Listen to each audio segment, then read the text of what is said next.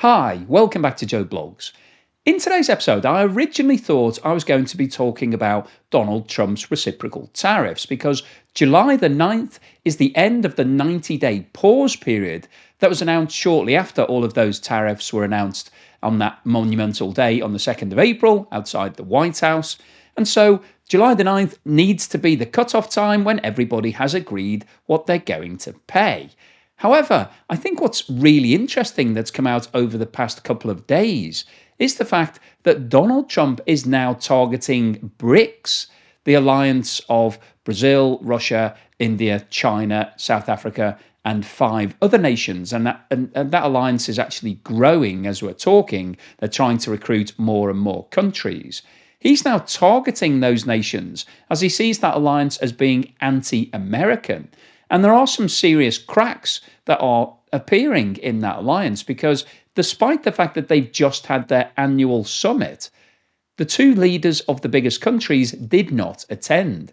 And this raises the question as to whether or not BRICS has longevity. Is it going to survive? So we'll get into that a bit later in the video. But first of all, let's hear from Donald Trump with regards to what's happening on the negotiations with all of the countries that are still outstanding on the 90-day tariff pause period. I think we'll have most countries done by July 9th, yeah. Either a letter or a deal. But they go into effect on August 1st. The tariffs go into effect August 1st, but the president is setting the rates and the deals right now. Okay, so they're basically on the verge of agreeing all of these deals. Well, that's what he's saying. Whether or not that's true, let's see what happens on July the 9th. But as always, Donald Trump has been posting on Truth Social. That's his main form of communication, apart from being interviewed when he's getting onto Air Force One. And he's recently posted this that says, "I am pleased to announce that the United States tariff letters and/or deals with various countries from around the world will be delivered starting 12 p.m. Monday, July 7th. Thank you for your attention." So what that's saying is that if the deals aren't agreed, there's going to be some sort of letter from the United States to that country telling them what their tariff is going to be. So it's basically, I think, an extension of this 90-day pause period. But in addition to that, he also posted this, which says, "Any country aligning themselves with the anti-American policies of BRICS will be charged an additional 10% tariff. There will be no exceptions to this policy."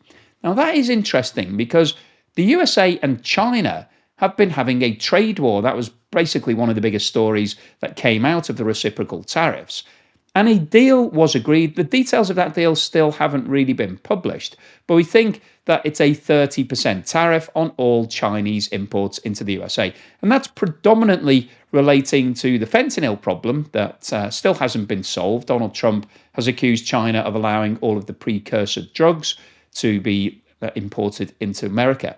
And obviously, an additional 10% tariff on all BRICS nations, which includes China, actually the biggest country in BRICS, that would obviously apply to all Chinese imports. So what we've got here is an additional 10% tariff going on to Chinese imports, as well as obviously India. And it was recently announced that the deal between the USA and India is very close to completion. So what we're seeing here is a moving of the goalposts for anybody that's seen to be involved in BRICS. And obviously, the 5 countries that are included in the acronym BRICS are definitely involved. Now, before we go on any further today, I want to talk to you about NordVPN, who I've partnered with for today's video, and who are offering Joe Blogs viewers an exclusive 4 months extra on a 2-year plan. Unfortunately, cybercrime is becoming a more and more common occurrence. And it's not just you and I who are being targeted. It was recently reported that multinational telecommunications giant BT Group had to shut down some of its servers following a ransomware attack by a gang called Black Basta. So it's never been more important to protect yourself online. And NordVPN offers a feature called Threat Protection that blocks access to websites known to host malware, including ransomware. So NordVPN is fantastic for protecting you every time you go online to make sure that nobody's hacking your passwords and can't steal your identity or any money from you. But it's also fantastic for opening up a world of entertainment because you can access movies and TV shows and sports events in areas that's not available to you normally. All you need to do is change your location and access all of that entertainment and information. And the fantastic news is that NordVPN is offering Joe Blogs viewers an exclusive 4 months extra on a 2-year plan, which you can access by going to nordvpn.com/Joe Blogs or clicking in the link in the description below. And the great news is that they're offering a 30-day money-back guarantee. In terms of what is BRICS and who else is involved, as I said earlier, BRICS is basically the acronym Brazil, Russia, India, China and South Africa, who joined a couple of years after the initial 4 nations. But recently we've seen other countries joining. Egypt, Ethiopia, Iran and the UAE all joined in 2024, and Indonesia has joined in 2025. And the reason why BRICS is seen to be an important alliance is that together they represent 45% of the world's population and a combined GDP of $28 trillion, which is a significant amount. In theory, that should mean that BRICS is a very powerful force. However, it hasn't really pulled together that well.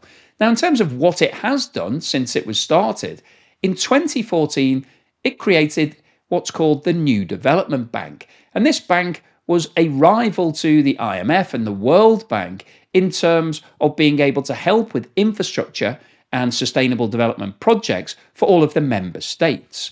And since it was started, $100 billion was committed to that bank. However, only $32 billion has been committed so far into specific deals. And we'll have a look at some of those in a moment. Now, in addition to that, it was recently announced that they've set up a contingent reserve arrangement of another $100 billion. Whether or not that comes to anything, we'll have to wait and see. And then one of the big stories over the past 10 years has been whether or not BRICS can break the dominance of the US dollar. So BRICS has been working on a payment system that would be exclusive to the BRICS countries. So this would then mean that the member states wouldn't have to rely on things like SWIFT, which Russia was excluded from shortly after the invasion of Ukraine, and that caused major problems for Russia. It tried to set up its own international payment system, hasn't really been that successful, certainly hasn't overtaken SWIFT. They've also promoted the use of their own currency, and there's been some discussions about BRICS creating a combined currency that all of the member states would use, in the same way as the euro was introduced into Europe following the creation of the European Union. Now, that hasn't really worked because what you've got are some very strong nations. You've got China and Russia and India, none of which really want to agree to use somebody else's currency. They all want their own currency to be the dominant force. So I think it's going to be difficult for BRICS to ever create an international currency that they will all use. But they've agreed to share data on economic indicators and basically to try to promote transparency amongst all the nations. Now, at the most recent annual summit, which was held on the 6th and the 7th of July, there was a lot of fanfare, and the theme was strengthening global South cooperation for a more inclusive and sustainable governance.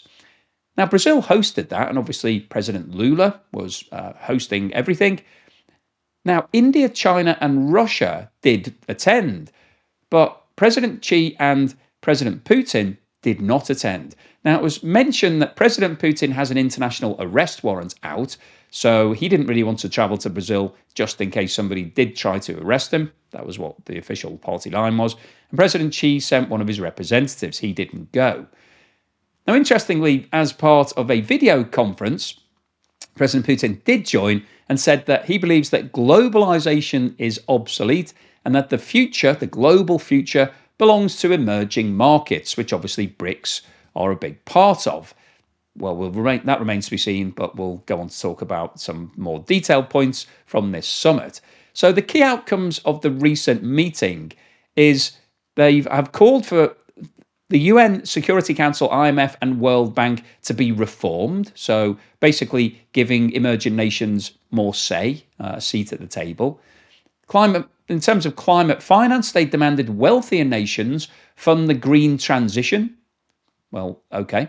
Trade policy, they condemned protectionism, unilateral sanctions, and carbon border taxes. Now, The USA wasn't specifically mentioned as part of this policy. However, in terms of protectionism, that's really relating to tariffs, stopping free trade. And obviously, the USA has been at the forefront of that since Donald Trump came in and took over as president.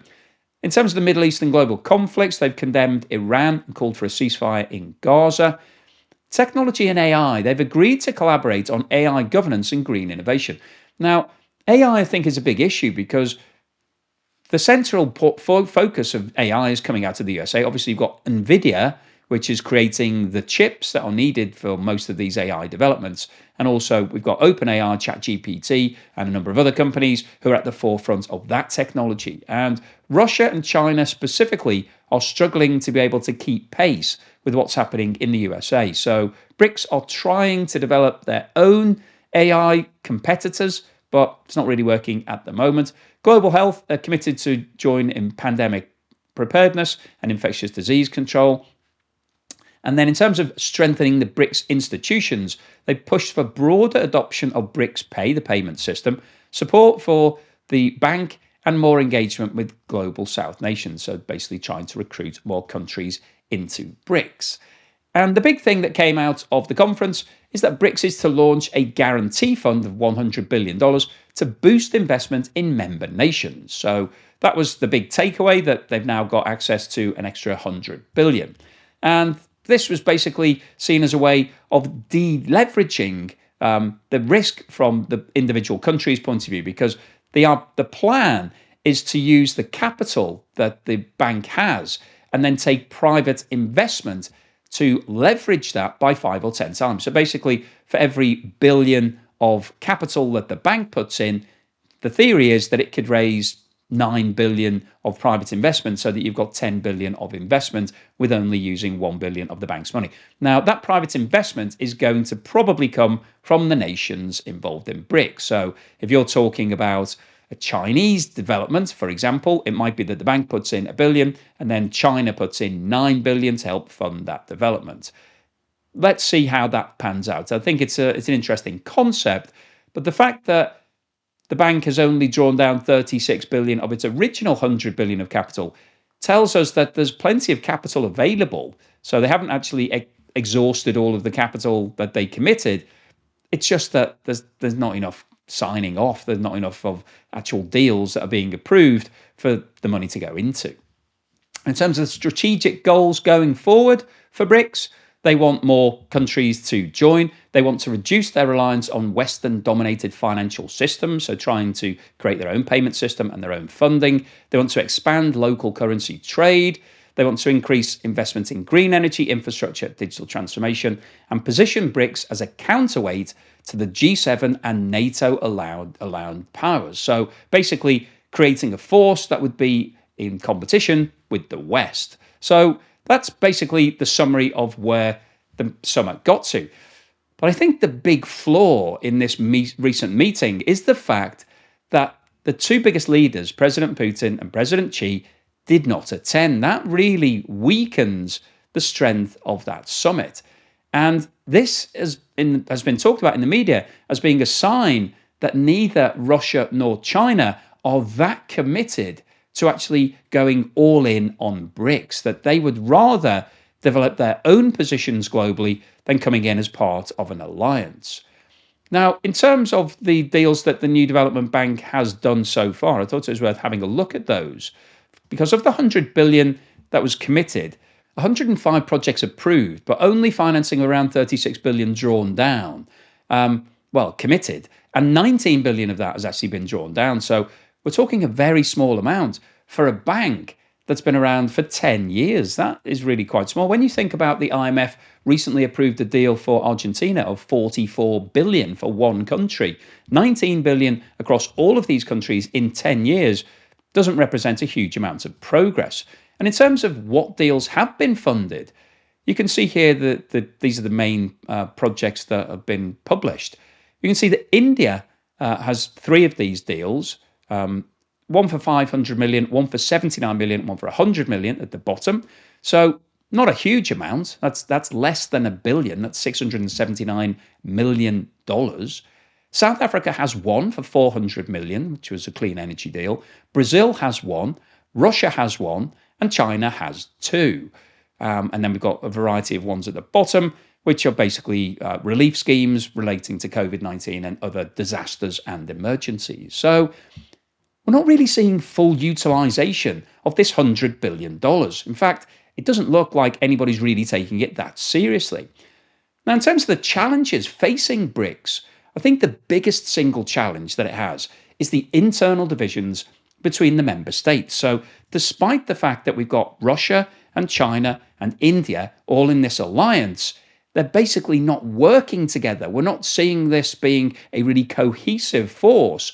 We've basically got individual countries who've given a loose commitment to BRICS. But as we've seen from that drawdown, none of them are really using the money that they put in there. It's not really achieving the goals that it wanted to. We've also got some political tension between those nations. India and China have got a long-standing dispute where they have a border, and there's some skirmishes. I've made some videos on that historically. We've also got mixed commitments in terms of what the actual goal of being in BRICS is. What are they trying to achieve here? And I think the leadership absences at the recent summit really tell us that this isn't at the forefront of all of China and Russia's agendas right now. So what's the summary and conclusion today? Well, I wanted to post this video because obviously we're all really interested to see what's going to happen with regards to Donald Trump's tariffs, because until we know the final figures that have been allocated to every single country, we don't really know what the impact is going to be on the US economy and also the other economies that are involved. So when we're talking about countries like China, the USA is the biggest single market, Vietnam, Mexico, Canada, basically most countries in the world, the biggest single export market is the USA. So this is going to have a huge impact, not just on the USA's financial situation, but also on all of those other economies. So everybody's waiting with bated breath to see exactly what's been agreed, what the final position is. But I think the bottom line, as we've talked about before, is that the final position is going to be worse than it was prior to Donald Trump taking over in terms of all of the exporting countries. All of their products are going to cost more in the USA because even if you're given a 10% tariff, which seems to be the best possible outcome that countries have achieved so far, that means that your products are 10% more expensive when they're going into the USA. But some of the countries may find that they've got 20, 30, 40, 50, or even higher. And that's going to significantly reduce the volume of those exports, but also it's going to push up inflation in the USA, which then has a knock-on implication in terms of interest rates and the growth of the economy in 2025 and beyond. So this is a really big topic. But as we've talked about in today's video, one of the new things that have come out over the past couple of days is that Donald Trump has now identified the BRICS nations following their recent summit as being anti-American and says that anybody that is remaining in BRICS is going to be hit with an additional 10% tariff. So that's on top of any tariff that's agreed as part of these negotiations.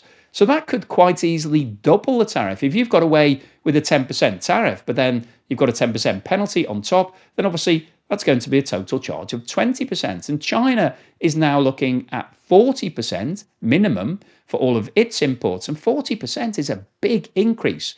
And then when we're talking about tens of billions of dollars worth of investment of imports here. So this is going to have a material impact on lots of companies in China. They're going to struggle because they're already struggling. I posted a video recently talking about the fact that China is down in terms of its industrial profits, exports are down, and the internal market is really struggling because it's got deflation, so prices are going down every single month. So there are some big problems already in China, and this is going to make the situation worse. But the USA will not be immune to this because if prices are going up in the USA and causing inflation, then that's going to cause disruption in the US economy as well. But the big issue that I wanted to talk about in today's video is whether or not what's going on right now could be the death knell for the BRICS alliance, because we saw at the recent summit that the two biggest leaders, the two highest profile, President Putin and President Xi, did not attend. President Putin did attend by video call. He made a video call for a short space of time and told everybody what he was thinking. But he didn't actually make the commitment of going to Brazil. Potentially, he could have faced arrest if he had. Whether or not he would have been arrested, I don't know. I would doubt it, because that would be. I don't think he would go down without objecting to being arrested. He'd probably have some serious security with him. So I don't think that was likely to happen. But he didn't go anyway. He decided not to bother going down that road. But the fact that he didn't go and the leader of China didn't go tells you that it wasn't their main priority. They don't see BRICS as being a must-attend event. And this is only a once-a-year event. So it's 2 days once a year. So you could fit that into your calendar, I'm sure, in terms of going to this event. But neither China nor Russia bothered to attend. And I think that does raise the question as to whether or not they are truly committed to BRICS, because BRICS has been around for a long time now. It's more than a decade, so it's had plenty of time to actually start making some serious progress. But the only progress that's really been achieved is the establishment of the new development bank and the commitment of 100 billion originally, and now an additional guaranteed 100 billion that could be leveraged up 10 times. So could be a lot more than that. But when you look at the reality of what deals have been done so far, they're very few and far between. Not a lot, and they're very small. Nothing major has been achieved. So this hasn't really changed the landscape or the economy in any of those countries. And I think what we're really looking at here is that BRICS alliance looks like a good idea on paper. In theory, it should work. However, when you've got very strong nations who believe that they should be the leaders of an alliance, it's hard to get that alliance to work, because Russia will not want to be told what to do by China. China won't want to be told what to do by anybody. India is in a similar situation, and I'm sure Brazil would have some thoughts as well. So although everybody is committing to this trade alliance, the reality of actually getting it over the line and getting it to work and make it a meaningful competitor to the established situation in the global economy is going to be very difficult. And I think Donald Trump targeting BRICS with this additional 10% tariff is really interesting, because if those countries are going to lose out economically by being in BRICS, then they have to ask the question as to whether or not being a member of BRICS is actually worthwhile, or if they decide, well, actually, it's not really working. We've given it a go for more than a decade. We haven't really seen much progress, and so BRICS could well wither on the vine.